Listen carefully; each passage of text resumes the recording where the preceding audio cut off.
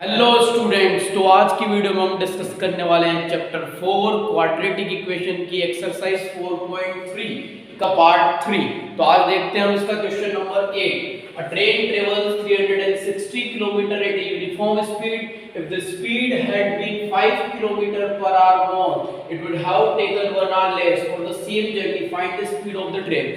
तो स्टूडेंट्स, आज जो हम क्वेश्चन करने वाले हैं ये टाइम एंड वर्क का क्वेश्चन है। तो जब कभी भी आप इस टाइप का क्वेश्चन करें तो फॉर्मूला जो मोस्ट इंपॉर्टेंट है इसको नोट कर लेना कि time equals to distance upon speed. तो यहाँ पे पूरा क्वेश्चन इसी फॉर्मूले के ऊपर बेस्ड रहेगा। अभी इस क्वेश्चन को करने से पहले अपन एक छोटा सा बेसिक समझ लेते हैं। ऐसा इमेजिन करते हैं कि हमको किसी पॉइंट ए से किसी पॉइंट बी तक जाना है और ये ए से लेकर बी तक की जो हमारी डिस्टेंस है वो है 100 किलोमीटर की। अब ऐसा इमेजिन कीजिए कि आप ए से बी तक जो जा रहे हैं वो साइकिल के थ्रू जा रहे हैं। तो साइकिल के थ्रू आप जा रहे हैं तो मान लीजिए कि आपकी साइकिल की जो स्पीड है वो है 20 किलोमीटर पर आवर की स्पीड से आप साइकिल चला रहे हैं। तो आपको ए पॉइंट से बी पॉइंट तक पहुंचने में टोटल जो टाइम लगता है हम उस टाइम को ले लेते हैं 5 hours. Same as it is. अब एक काम करते हैं कि आप ही का कोई फ्रेंड है जो पॉइंट ए से पॉइंट बी तक जा रहा है और वो जा रहा है बाइक से। तो कैसे जा रहा है? बाइक से जा रहा है और वो जिस बाइक से जा रहा है उसकी स्पीड है 50 किलोमीटर पर आवर। तो वो ए से बी तक जाने के लिए जो टाइम लेता है वो है 2 आवर्स। तो अब हमें नोटिस कर सकते हैं कि जब हमारी स्पीड 20 किलोमीटर पर आवर थी, यानी कि स्पीड जब कम थी, तो हमें ए से बी तक जाने में 5 आवर का टाइम लगा, लेकिन कि टाइम थोड़ा सा ज्यादा लगा। जबकि जब हमने थोड़ी सी स्पीड को बढ़ाई, हमारी स्पीड हमने जब 50 किलोमीटर पर आवर कर ली तो हमारा टाइम कितना लगा? 2 आवर लगा, यानी कि टाइम कम हो गया। तो हमने यहाँ पे क्या ऑब्जर्व करा? तो बोलना कि सर हमने यहाँ पे ये ऑब्जर्व किया कि जब हम स्पीड को कम कर रहे हैं तो टाइम बढ़ रहा है, और जब हम स्पीड को बढ़ा रहे हैं तो टाइम हमारा कम हो रहा है। तो ये कॉन्सेप्ट आपको माइंड में ध्यान रखना। आगे आने वाले टाइम में हम इसको मतलब कि यूज करेंगे हमारे क्वेश्चन में। अभी एक चीज और ध्यान रखना कि जब हम क्वेश्चन करेंगे स्टूडेंट्स, तो वहां पे हमारे पास में 2 कंडीशन दी हुई रहेगी। कितनी कंडीशन दी हुई रहेगी? 2 कंडीशन। तो ये दोनों ही कंडीशन है। अच्छा ध्यान रखना, जब कभी भी आप ट्रेन के कॉन्सेप्ट का कोई भी क्वेश्चन करें तो सबके लिए ट्रिक सेम रहेगी। तो तरीका से लेना, 2 कंडीशन दी हुई रहेगी, दोनों ही कंडीशन से आपको 2 बार टाइम निकालना है। तो आपको इधर भी टाइम निकालना है, इस वाली कंडीशन भी टाइम निकालना है। ये आपका टाइम 1 रहेगा और ये आपका टाइम 2 रहेगा। तो हमारे पास ऐसा करने से क्या होगा स्टूडेंट्स कि 2 बार टाइम आ चुका रहेगा, जिसको हम एक बार टाइम 1 टाइम 2 बोलेंगे। तो आपको करना क्या है कि जो आपका नया टाइम रहेगा, इसको हम बाद में जो टाइम निकालेंगे उसको बोलेंगे न्यू टाइम। हम क्या करेंगे कि हमारे न्यू टाइम को इधर रखेंगे, मतलब आपकी लेफ्ट हैंड साइड पर रखेंगे। आपके पुराने वाले टाइम को हम इधर रखेंगे, ये टाइम 1 इस साइड आ जाएगा। अब आपको खाली इतना सा नोटिस करना है स्टूडेंट्स कि सर ने क्या सिखाया था कि अगर स्पीड क्या हो जाती है? बढ़ जाती है तो टाइम कम हो जाएगा, और अगर आपकी स्पीड कम हो जाती है तो टाइम क्या हो जाएगा? बढ़ जाएगा। ठीक है, तो ऐसे इमेजिन करते हैं कि हमारा क्वेश्चन हमको बोल देता है कि हम स्पीड को क्या कर रहे हैं? बढ़ा रहे हैं। जैसे स्पीड को हम क्या कर रहे हैं? बढ़ा रहे हैं, मोर, यानी कि बढ़ा रहे हैं। तो याद रखना इस साइड टाइम कम हो जाएगा, यानी कि माइनस का साइन आ जाएगा। सेम एज इट इज, अगर हम अपनी स्पीड को कम कर देते हैं, लेस कर देते हैं, तो आपकी टाइम क्या हो जाएगा? इधर बढ़ जाएगा, यानी कि पॉजिटिव साइन आ जाएगा। ये बेसिक याद रखना। अभी थोड़ा कम समझ में आएगा, जब क्वेश्चन करेंगे तो आपको बाकी के हिंट्स भी क्लियर हो जाएंगे। तो अभी हमारा क्वेश्चन नंबर 8 देखते हैं। तो लास्ट में मैं कंक्लूजन पे आता हूँ कि क्वेश्चन में पूछा गया find the speed of the train, यानी कि ट्रेन की स्पीड पूछी। तो मैं ऐसा लिख देता हूँ कि let the speed of train be x kilometre per hour. कि ट्रेन की स्पीड कितनी है? x किलोमीटर पर आवर है। ठीक है, डिस्टेंस हमको दे रखी 360 किलोमीटर का, लिख देंगे देयरफॉर टाइम इक्वल क्या होता है हमारा? Distance upon speed. तो डिस्टेंस कितनी दी हुई है हमको? 360, और अभी हमारी स्पीड कितनी है? x, तो 360 अपॉन x, यानी कि एक टाइम आ गया। मैंने आपको क्या बोला था कि क्वेश्चन जब भी आप सॉल्व करेंगे आपके पास में 2 टाइम बनेंगे। पहला टाइम हमारा बन चुका, आगे की कंडीशन देखते हैं। ठीक है, तो मैं लिख रहा हूँ अकॉर्डिंग बाय क्वेश्चन। ठीक है, क्वेश्चन ने हमको क्या बोला कि if the speed had been 5 kilometre per hour more, यानी कि आप स्पीड को जब 5 किलोमीटर पर आवर बढ़ा देते हैं, तो मैं लिख रहा हूँ कि when speed is increased by 5 kilometre per hour, तो देन हमारी जो स्पीड है वो कितनी हो जाएगी? हमारी स्पीड थी कितनी? तो बोला सर हमारी स्पीड थी x, हमने 5 किलोमीटर पर आवर बढ़ा दी तो स्पीड कितनी हो जाएगी? x + 5 kilometre per hour. तो फिर हम हमारा टाइम कैलकुलेट करेंगे, तो हमारा टाइम कितना हो जाएगा, वही डिस्टेंस अपॉन स्पीड। तो डिस्टेंस कितनी है 360, डिस्टेंस तो वही है, स्पीड कितनी हो गई x + 5, ये हमारा सेकंड टाइम हो गया। मैं इसको इक्वेशन नंबर 2 नाम दे देता हूँ। मैंने आपको क्या बताया था स्टूडेंट्स कि जब भी आप अपनी कंडीशन को यूज करेंगे हमारे पास में 2 टाइम बनेंगे। अब हमें करना क्या है, ठीक है ना, मैंने आपको क्या बताया था, नया टाइम मतलब जो बाद में हमारा टाइम बन रहा है उसको हम इस साइड रखेंगे। तो ये टाइम इस साइड रख लेते हैं 360/x + 5। जो हमारा पुराना टाइम हम उसको उस साइड रखेंगे, तो ये लिख देते हैं 360/x। अब हमें क्वेश्चन के ऊपर ध्यान देना है। मैंने क्या बोला था, खाली ये चेक करना कि आपकी स्पीड को बढ़ाया जा रहा है कि कम किया जा रहा है। तो देखो हमारी स्पीड को हमें बढ़ाया था, तो स्पीड जब बढ़ेगी तो टाइम क्या हो जाएगा, कम हो जाएगा। तो इधर साइड लगा देंगे माइनस का। अभी क्वेश्चन थोड़ा सा पढ़ते हैं। It would have taken 1 hour less, यानी कि जब आप स्पीड को बढ़ा देते हैं तब क्या होता है कि आपसे जो पुराना टाइम था उससे 1 आवर कम लगेगा। तो पुराना टाइम कौन गया ना, इससे 1 आवर कम यानी कि -1। आगे बढ़ते हैं, तो फिर हमको स्पीड फाइंड करनी है। ठीक है, क्वेश्चन को सॉल्व करते हैं। तो क्वेश्चन को सॉल्व करने के लिए एक काम करते हैं कि इस पूरे को इधर लेके आएंगे, तो 360/x + 5 इधर लेके आएंगे तो -360/x इक्वल कितना हो जाएगा, -1। सॉल्व करेंगे तो सॉल्व करने से पहले मैं यहाँ पे देखो 360 बाहर कॉमन ले रहा हूँ, तो यहाँ पे क्या बचेगा 1/x + 5 - 1/x = -1। अभी हम थोड़ा सा आगे क्वेश्चन को सॉल्व करते हैं। तो ये हमारा 360 एज इट इज, यहाँ पे एलसीएम लेंगे तो एलसीएम कितना आ जाएगा, x × x + 5। अभी क्रॉस मल्टीप्लाई करेंगे तो यहाँ पे हो जाएगा x - x - 5 = -1। ये x से x कैंसिल। अभी क्वेश्चन को सॉल्व करते हैं। तो ये 360 का -5 में मल्टीप्लाई होगा तो -5 × 360 और ये अपॉन में x² + 5x = -1। ये माइनस से माइनस कैंसिल। अभी सॉल्व करते हैं। तो ये x² + 5x का इधर क्रॉस मल्टीप्लाई करेंगे तो x² + 5x और इधर कौन बचेगा हमारा 0 एज इट इज, 5 × 6 = 30 के 0 3 के 5 × 6 = 15 3 80 ऐसा हो जाएगा। ये हमारी क्वाड्रेटिक इक्वेशन बन चुकी है x² + 5x माइनस में 1800 = 0। अब जब हमारी क्वाड्रेटिक इक्वेशन बन जाती है तो मैंने आपको स्टूडेंट्स क्या सिखाया था, क्वाड्रेटिक इक्वेशन को सॉल्व करने के हमारे पास में टोटल 3 मेथड्स रहती है, completing square method, splitting the middle term method और फार्मूला मेथड। लेकिन कंप्लीटिंग स्क्वायर मेथड कट चुकी है तो हम सिर्फ फार्मूला मेथड या फिर splitting the middle term method का ही यूज करेंगे। तो हम स्प्लिटिंग मेथड से सॉल्व कर रहे हैं। तो ये जो लास्ट वाली टर्म में लिखा हुआ है इसका मल्टीप्लाई फर्स्ट में कर देंगे तो कितना आ जाएगा 1800 × 1 = 1800। यानी कि हमें ऐसी डिजिट सोचनी है जो हमें मल्टीप्लाई करने पर तो 1800 रिटर्न करे, लेकिन जिसको अगर मैं प्लस या माइनस करूं तो मेरा आंसर कितना आ जाना चाहिए, 5 आ जाना चाहिए। तो अभी ठीक है, एक काम करते हैं, ऐसे डिजिट को सोचते हैं। तो मैं ऐसा लिख देता हूँ यहाँ पे 1800, इसको सॉल्व करते हैं। 3 × 6 = 18, 0 as it is, 0 as it is, 3 × 2 = 6, 0 as it is, 0 as it is. ठीक है, और यहाँ पे हम लिख देते हैं 2, तो 2 × 1 = 200 हो जाएगा। 3 × 3 = 9, 9 × 2 = 18, और आप 2 से करेंगे 2 × 5 = 10, 0 एज इट इज। ठीक है, 3 × 3 = 9, 9 × 2 = 18, 18 × 2 = 36 - 15 करें तो 5 रिटर्न करें। तो हम जब इसको प्राइम फैक्टराइजेशन मेथड से सॉल्व करेंगे तो आपके पास स्टूडेंट 2 फैक्टर बनेंगे, 40 और 45। तो आप 40 का 45 में मल्टीप्लाई करेंगे तो 1800 और ये 45 में से 40 माइनस करेंगे तो हमारा 5 रिटर्न आ जाएगा। तो मैं कुछ ऐसा लिख रहा हूँ कि x² + 45x - 40x - 40 × 45 = 0। तो हमारा पहला पेयर और ये हमारा दूसरा पेयर। अब देख सकते हैं पहले वाले पेयर में से x कॉमन आ रहा है तो मैंने x कॉमन ले लिया, क्या बचा x + 45। दूसरे वाले पेयर में से -40 कॉमन आ रहा है तो x + 45 इक्वल कितना हो जाएगा 0। तो ये पहला पेयर हमारा x + 45 और ये दूसरा पेयर कितना आ जाएगा x - 40 = 0। दोनों के इक्वल 0 है। तो एक बार मैं ऐसा लिख देता हूँ कि x + 45 = 0 और दूसरी बार x - 40 = 0। तो x की वैल्यू कितनी हो जाएगी -45। मैंने आपको बताया था माइनस वाली वैल्यू को नेगलेक्ट कर देते हैं, तो मैंने लिख दिया नेगलेक्टिंग द वैल्यू, तो x इक्वल कितना हो गया 40। तो इसका मतलब क्या हुआ कि हमारी जो ट्रेन थी उसकी स्पीड कितनी है 40 किलोमीटर पर आवर। हम ये लिख देंगे कि hence speed of train equal x equal 40 kilometre per hour. और ये आपके क्वेश्चन का आंसर है। अभी हम हमारा क्वेश्चन नंबर 9 देख रहे हैं। Two water taps together can fill a tank in 9 3/8 hours.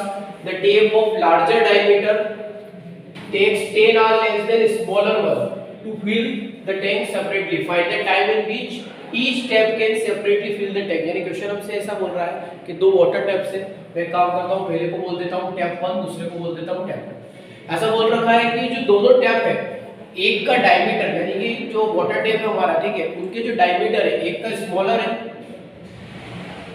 और एक का लार्जर, ठीक है। तो क्वेश्चन जब से ऐसा बोला है कि the tape of larger diameter, यानी कि जो लार्जर डायमीटर वाला टैप है takes 10 are less than smaller one to fill the tap, तो वो स्मॉलर वाले से 10 आर कम टाइम लेता है, ठीक है। तो समझना है, एक काम करते हैं, स्मॉलर वाले का टाइम भी हमें पता नहीं तो हम बोल देते हैं कि ये x आवर्स पे फिल करता है, तो ये ऑटोमेटिकली कितना हो जाएगा x माइनस 10 आवर्स। क्यों?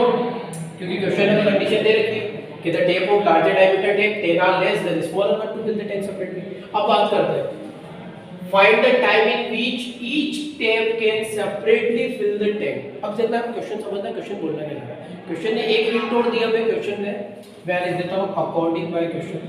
क्वेश्चन में क्या हिंट कि two water tape together can fill a tank in 9/3/8 hour, यानी कि ये दोनों मिलके टेप 1 और टेप 2 की टाइमिंग को जब ऐड कर दें तो ये टैंक फिल कर देते हैं 9/3/8 आवर में, ये काम कंप्लीट करके देते हैं। तो कहने का मीनिंग ये है कि हमें टेप 1 को भी 9/3/8 आवर तक चलाना है, टेप 2 को भी 9/3/8 आवर तक चलाना है। मैंने आपको एक कॉन्सेप्ट सिखाया था कि अगर 1 पेन की कॉस्ट है ₹5 तो 10 पेन की कॉस्ट कितनी होगी, तो हम ऐसा लिखते हैं 5 × 10 यानी कि 50। तो तरीका क्या होता है कि अगर हमारे पास एक की कॉस्ट अवेलेबल है तो हम कितनी भी कॉस्ट को पता कर सकते हैं। तो सेम एज इट इज, अगर मुझे 9/3/8 आवर के बारे में इंफॉर्मेशन चाहिए तो मुझे उसके लिए टेप 1 और टेप 2 1 आवर में टैंक को कितना फिल कर सकते हैं वो इंफॉर्मेशन चाहिए। तो मैं यहाँ पे ऐसा करने वाला हूँ कि ये तो x आवर्स और x माइनस 10 आवर्स में टेप 1 और टेप 2 टैंक को पूरा फिल कर रहे हैं, तो हम इनकी 1 आवर के बारे में इंफॉर्मेशन निकाल रहे हैं कि 1 आवर में कितना चलेगा। क्या रहता है, जब कभी भी आप किसी को 1 में कन्वर्ट करते हैं तो होता क्या है, कुछ ऐसा हो जाता है कि 1/x। इसका मतलब ये होता है कि आपका जो पूरा वर्क है वो है x, यानी कि ये टैंक को 1 आवर में पूरा फिल कर रहा है, मैंने उसमें से 1 सिलेक्ट कर रहा है कि 1 आवर की timing. Same as it is में उधर जाओ तो टोटल टाइमिंग कितनी है, x माइनस 10 आवर, मुझे चाहिए 1 की, तो ऊपर मैं लिख दूंगा 1। जैसे अपन बचपन में, एक मैं आपको एग्जांपल के थ्रू समझाना चाहूंगा, ये बॉक्स ले लेते हैं, ठीक है। आपको बचपन में ऐसा बोला जाता था कि आप इस बॉक्स को ऐसे शेड कीजिए, तो अब यहाँ पे क्या करते थे कि टोटल कितने बॉक्स थे तो हम लिख रहे हैं कि 4, हमने कितने को शेड किया तो ऊपर लिख देते थे 1। तो व्हाट डज इट रिप्रेजेंट, तो आपका जो डिनोमिनेटर है वो ये प्रेजेंट करता है कि आपके पास टोटल क्वांटिटी कितनी थी, और आपका न्यूमरेटर ये प्रेजेंट करता है कि आपने उसमें से कितना सेलेक्ट किया। तो इधर देखना, टोटल 1 आवर्स में टाइम, मतलब हमारा टैंक फिल हो रहा था, मैंने उसमें से 1 आवर सिलेक्ट कर लिया, तो 1 आवर का मुझे चाहिए। x माइनस 10 आवर में टैंक फिल हो रहा था, मैंने उसमें से 1 आवर सेलेक्ट कर लिया। अब 1 के बारे में अगर मुझे इंफॉर्मेशन है तो मुझे अगर 9/3/8 आवर के फार्म फाइंड करनी है तो मैं 9/3/8 का मल्टीप्लाई करूंगा।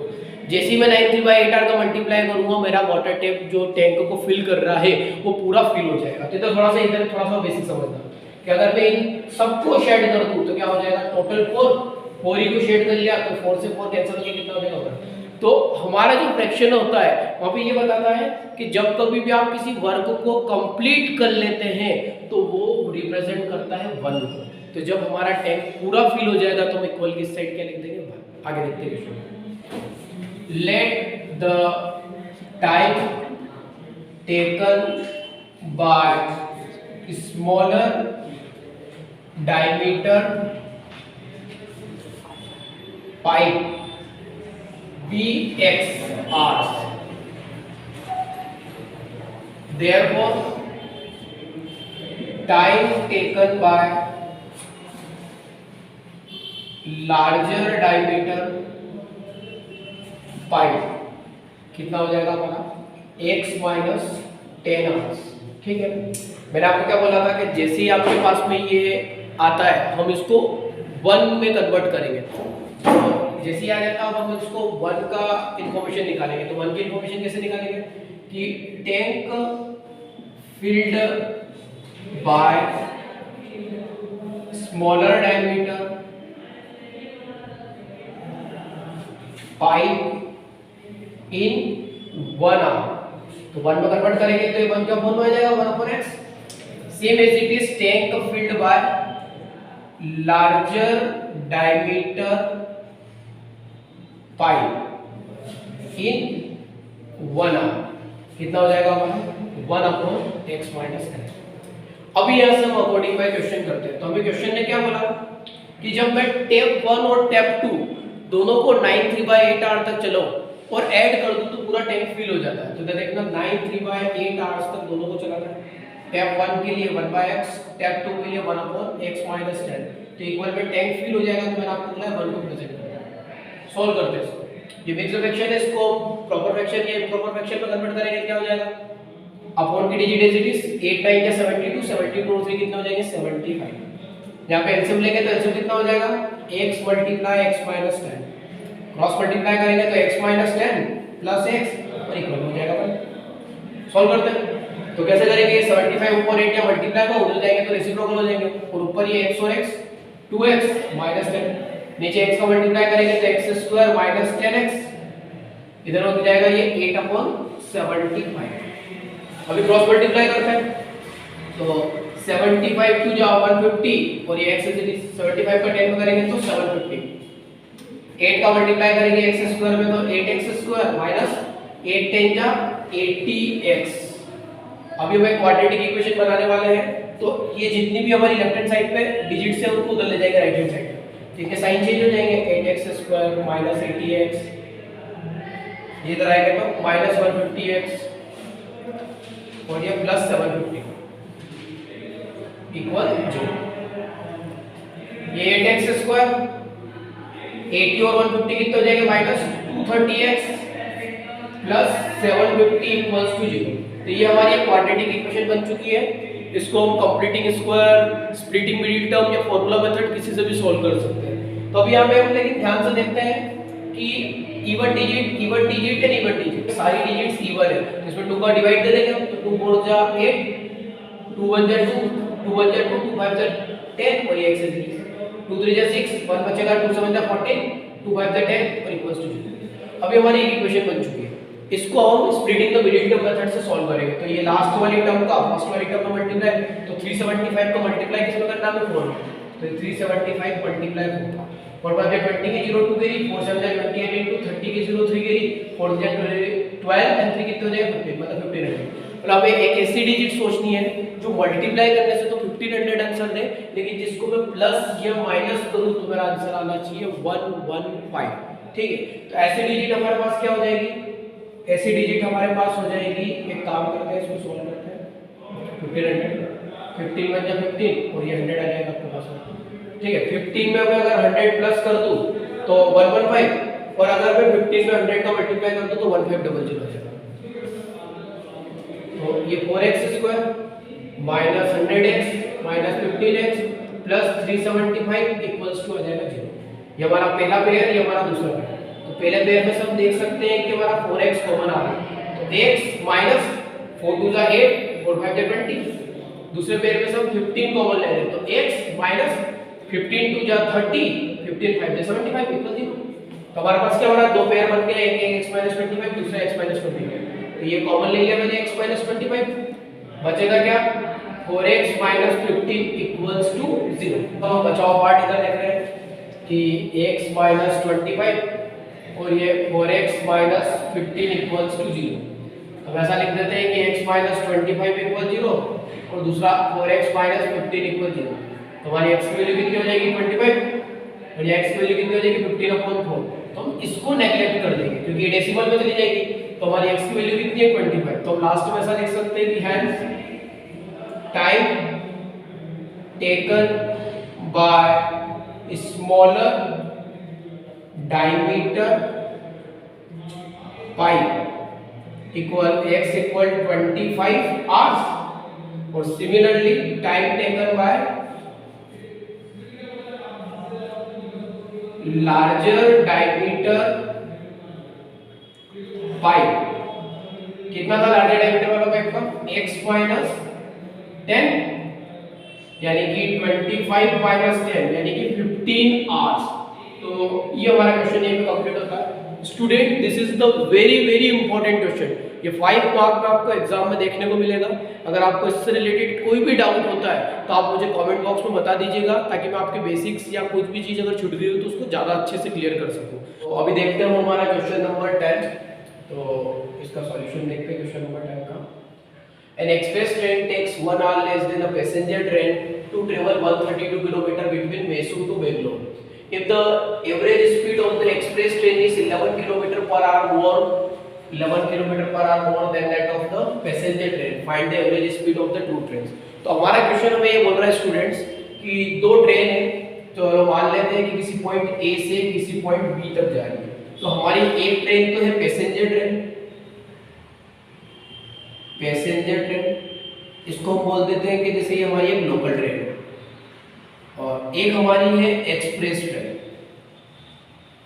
तो क्वेश्चन ये बोल रहा है कि इस लोकल ट्रेन की जो स्पीड है, मतलब लोकल ट्रेन ए से बी तक आने में मान लेते हैं कि x किलोमीटर पर आवर की स्पीड से ट्रेवल करती है। तो हमारा क्वेश्चन में बोल रहा है कि the express train train is 11 kilometre per hour more than that of the passenger train, यानी कि एक्सप्रेस ट्रेन की जो स्पीड है वो पैसेंजर ट्रेन की स्पीड से 11 किलोमीटर पर आवर ज्यादा है। तो वे काम करते हैं कि एक्सप्रेस ट्रेन की स्पीड पैसेंजर से 11 ज्यादा, तो अगर इसकी x है तो इसकी कितनी हो जाएगी x plus 11 kilometre per our. अभी देखते हैं क्वेश्चन में और क्या बोला है कि an express train takes 1 hour less than a passenger train to travel 132 kilometre. तो हमारी जो टोटल डिस्टेंस है वो कितनी हो जाएगी 132 किलोमीटर। अब स्टूडेंट्स मैंने आपको ऐसा बताया था कि जब कभी भी आप ट्रेन वाला क्वेश्चन कर रहे हैं तो आपके पास दो टाइम बनेंगे। तो मैं ऐसा लिख देता हूँ टाइम 1 और ये हम लिख देते हैं टाइम 2। टाइम का फॉर्मूला होता है distance upon speed, distance upon ये स्पीड, मैंने ऐसा लिख दिया। मैंने बोला था कि एक आपके ओल्ड डेटा के अकॉर्डिंग टाइम निकलेगा और एक आपके न्यू डेटा के अकॉर्डिंग निकलेगा। तो ओल्ड डेटा देखो स्पीड कितनी है x, तो ये मैंने लिख दिया x। डिस्टेंस कितनी है 132, तो मैंने लिख दिया 132। अभी न्यू डेटा अगर हम हमारा देखें तो डिस्टेंस कितनी है हमारी वही 132 और हमारी स्पीड कितनी है x प्लस 11। तो ये हमारे पास दो टाइम हो गए। फिर मैंने आपको क्या बताया था कि न्यू टाइम को हम इस साइड लिखेंगे कि ये हमारा न्यू टाइम और ये हमारा ओल्ड टाइम। ये मैं आपको बेसिक क्लियर कर रहा हूँ। न्यू टाइम कितना 132 upon x plus 11, old time कितना है 132 अपॉन x। अभी हो क्या रहा है, मैंने आपको ऐसा सिखाया था कि स्टूडेंट्स कि अगर आपकी स्पीड बढ़ रही है तो टाइम कम हो जाएगा। तो हम देखते हैं हमारी जो स्पीड है वो बढ़ रही है तो हमारा टाइम इधर क्या हो जाएगा कम, यानी कि माइनस का साइन। अब देखते हैं कितना कम हो रहा है। क्वेश्चन में बोला है कि if the average speed of the train is 11 km per hour more than that of the passenger train, ठीक है। तो क्वेश्चन में बोला है कि express train takes 1 hour less, यानी कि 1 घंटा कम टाइम लेगी। तो मैं लिख देता हूं -1। बस अब इस इक्वेशन को आप सॉल्व कर लीजिए तो आपके क्वेश्चन का आंसर आ जाएगा। देखते हैं। तो हम ऐसा लेट कर लेते हैं कि let the average speed of passenger train be x kilometre per hour. तो जो हमारा टाइम है, मतलब पैसेंजर ट्रेन कितना टाइम लेगी, तो डिस्टेंस अपॉन स्पीड, डिस्टेंस कितनी है 132, स्पीड कितनी है x, तो हमारा टाइम हो जाएगा। सेकंड नंबर पे हम लिख रहे हैं कि then speed of express train. तो हमें क्या बोला है क्वेश्चन में कि जो एक्सप्रेस ट्रेन की स्पीड है वो कितनी है पैसेंजर ट्रेन की स्पीड से 11 किलोमीटर पर आवर ज्यादा है, यानी कि x plus 11 kilometre per hour. तो हमारा टाइम क्या हो जाएगा new time, distance upon speed, distance वही है हमारी 132 और स्पीड कितनी हो जाएगी x प्लस 11। अभी हम यहाँ लिख देते हैं अकॉर्डिंग बाय क्वेश्चन। तो मैंने आपको क्या लॉजिक सिखाया था, न्यू टाइम को हम इस साइड लिखेंगे। तो ये 132 upon x plus 11, old time उधर यानी कि 132 अपॉन x। अभी हम देख सकते हैं कि कितना 1 आवर कम टाइम लेती है, तो -1। अभी हम इस इक्वेशन को सॉल्व करते हैं। तो मैं इस -1 डिजिट को इधर कर रहा हूं और इसको इधर करता हूं। तो ये 1 इस साइड, इधर हम लिख देते हैं 132 upon x minus 132 upon x plus 11। इसको सॉल्व करते हैं। ये वाला एज इट इज, यहाँ पे 132, ये देखो यहाँ पर यहाँ पे दोनों जगह, तो मैं ऐसे 132 को कॉमन ले रहा हूँ। तो कितना बचेगा 1 upon x minus 1 upon x plus 11। Solve करेंगे इसको, तो 1 की प्लेस पे 1, ये 132 एज इट इज। यहाँ पे एलसीएम लेंगे तो एलसीएम कितना हो जाएगा, देखो x का x को मल्टीप्लाई तो x स्क्वायर, x का 11 में होगा तो 11x, क्रॉस मल्टीप्लाई करेंगे तो x प्लस 11 माइनस x। तो देखो ये x से x हमारा कैंसिल हो जाएगा। अभी क्या करेंगे क्रॉस मल्टीप्लाई, इस सब का मल्टीप्लाई इधर करेंगे।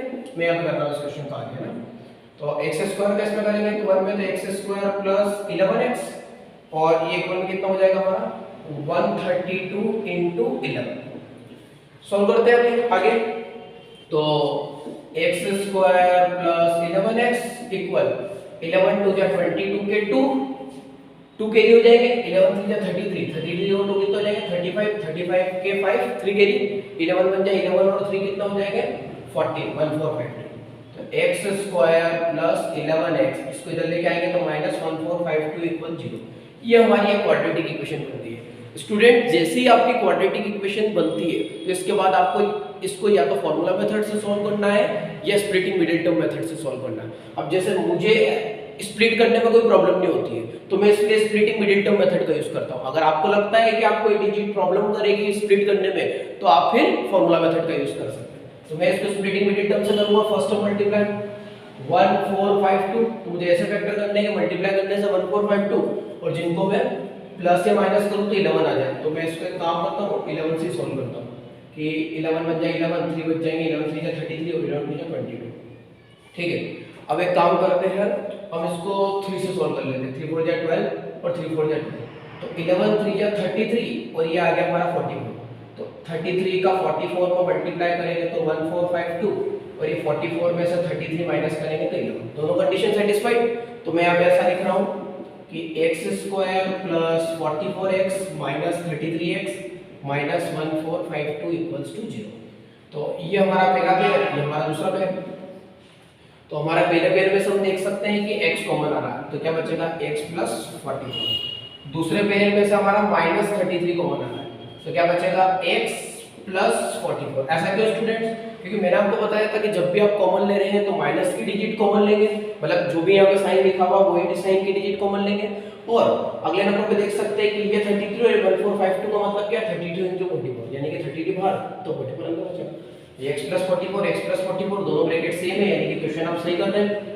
बचा कितना x माइनस 33 इक्वल 0, दोनों ब्रैकेट के इक्वल 0 तो x प्लस 44 इक्वल 0 और ये x माइनस 33 इक्वल 0। तो x की वैल्यू हमारी हो जाएगी -44 और ये x की वैल्यू होगी 33। इस वैल्यू को हम नेगलेक्ट कर देंगे।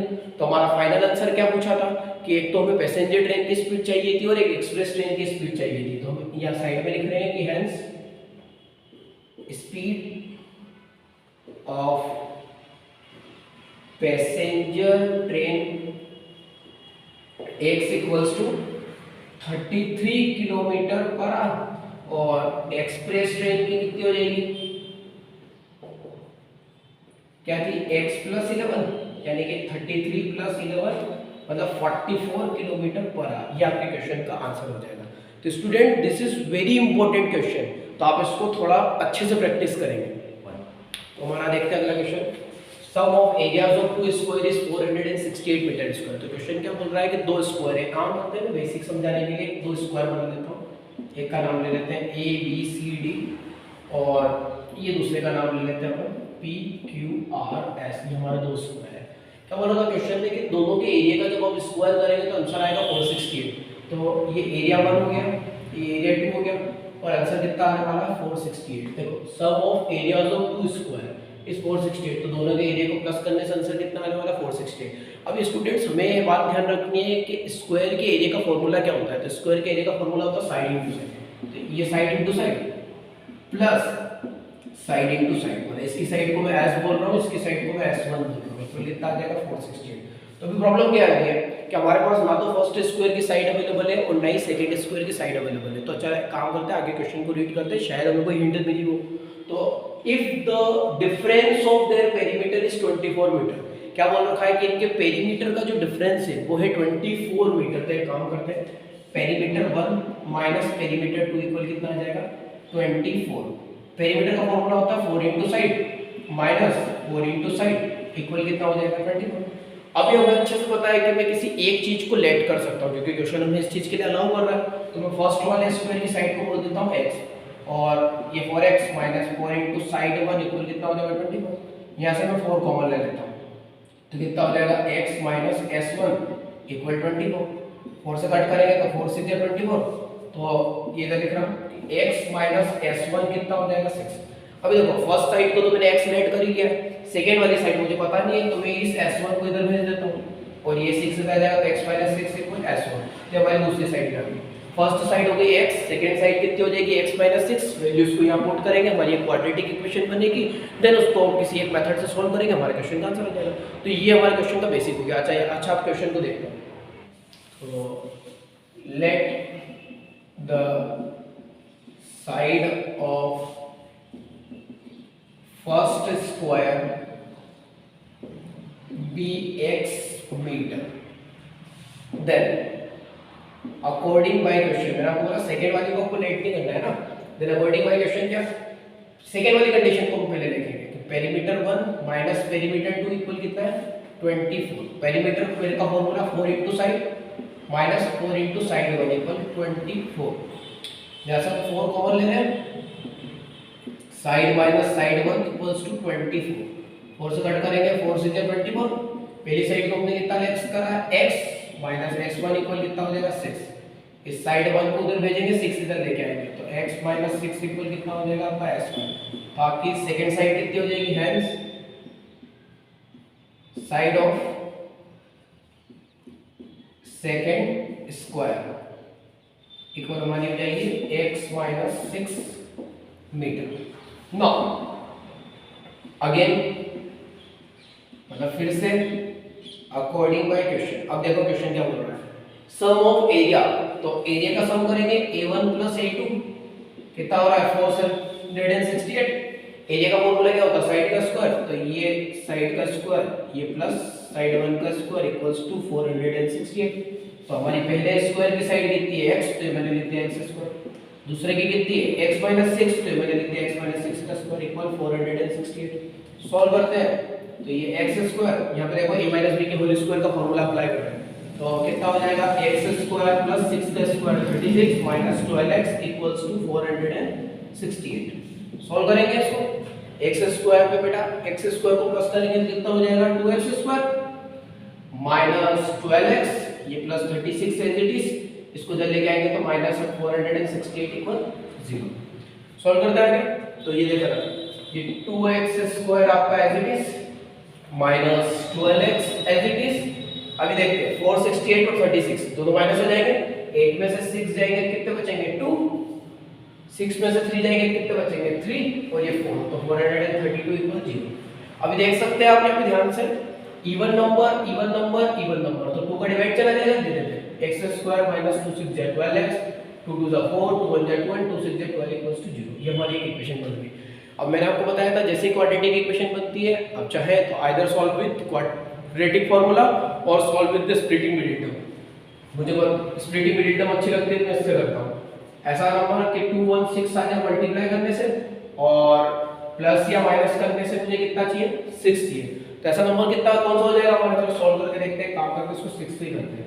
तो 6 3 जा 18, 3 बचेंगे 6 6 जा 36, फिर सॉल्व करते हैं। ठीक है, तो एक काम करते हैं, मैं इसको 2 से सॉल्व कर लेता हूं, 2 1 जा 2, 2 8 जा 16, तो कितना हो जाएगा 6 2 जा 12 और 18, तो 12 into 18 कितना हो जाएगा 216 और 18 में से 12 जाएगा कितना हो जाएगा 6, तो मैं 6 की जगह कितना लिख सकता हूं 18 माइनस 12। तो देखते हैं x स्क्वायर माइनस की डिजिट चाहिए तो माइनस वाला नंबर बड़ा रख लेते हैं, minus 18x plus 12x minus 216 equal 0, इसको रख कर देते हैं।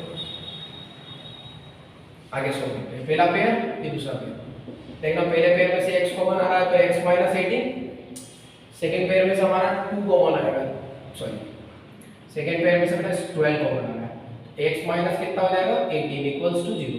ये दोनों पेयर सेम है तो इसलिए इसको मैं कॉमन ले लेता हूं, तो बचेगा कितना x प्लस 12 इक्वल्स टू 0। अभी क्या करेंगे, दोनों के इक्वल 0, तो एक बार x माइनस 18 इक्वल 0 और ये x प्लस 12 इक्वल 0, x की वैल्यू कितनी हो जाएगी 18 और ये x की वैल्यू कितनी हो जाएगी माइनस 12, माइनस वाली वैल्यू को हम नेगलेक्ट कर देंगे, तो हम क्या लिखेंगे hence side of first square, क्या थी फर्स्ट स्क्वायर की side x equals to 18 metre और साइड ऑफ सेकेंड स्क्वायर, तो सेकेंड स्क्वायर की साइड को हमने क्या बोला था x माइनस 6 यानी कि 18 माइनस 6 यानी कि 12 मीटर। तो ये आपके क्वेश्चन का आंसर है। तो स्टूडेंट्स ये हमारी एक्सरसाइज 4.3 आज कंप्लीट हो गई है। This is the very important question, क्योंकि यहाँ से 4 या 5 मार्क का क्वेश्चन आपकी एग्जाम में बनेगा। आप इसको अच्छे से प्रैक्टिस करना। हम अपनी नेक्स्ट वीडियो में 4.4 एक्सरसाइज को डिस्कस करेंगे। आज के लिए इतना ही, तब तक के लिए जय हिंद, जय भारत।